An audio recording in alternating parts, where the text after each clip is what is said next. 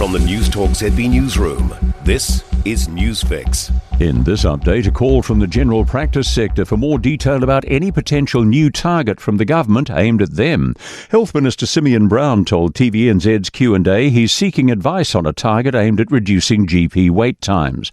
General Practice Owners Association Chair Dr. Angus Chambers says both parties want to achieve the same thing, so they should want to be part of how any target's constructed. Dr. Chambers says there's always a concern targets can create perverse incentives.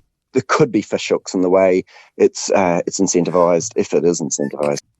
Brisbane schools were shut on Friday because of Cyclone Alfred and should know in the next few hours whether they'll be back open tomorrow.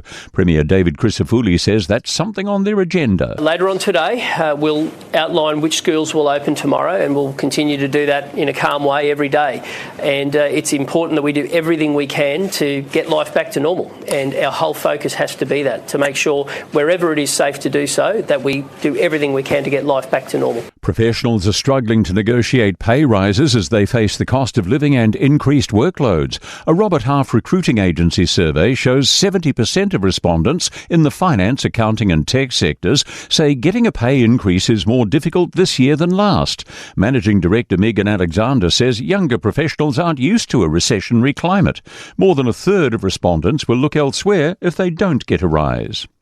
A research voyage along New Zealand's coast aims to better understand our tsunami risks. A German research crew is joining NIWA scientists to study underwater landslips. The slips see massive amounts of material move on the seafloor, triggering tsunami. NIWA researcher Joshua Mountjoy says learning more will help us better prepare if one does pose danger. We have had landslide-generated tsunamis, but we have very little information on that in New Zealand, so it's important to understand what the potential is, especially for coastal communities. That's news.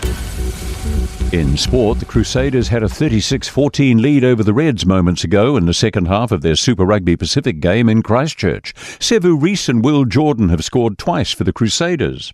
Two-time Olympian Sam Tanner and 15-year-old prodigy Sam Ruth have shared gold after a dead heat finish in the men's 1500 metres national final at the New Zealand Track and Field Championships. Officials were not able to separate the two following a photo finish, both recording a time of 3 minutes 44.31 seconds. Sri Lanka was 98 for 4 moments ago in the 28th over, chasing 281 to draw the one-day international series with the White Ferns. The Wellington Phoenix women trailed Western Sydney 1-0 moments ago in the first half of their game in Porirua. That's sport. I'm Joe Gilfillan. For more news, listen to Newstalk ZB live on iHeartRadio.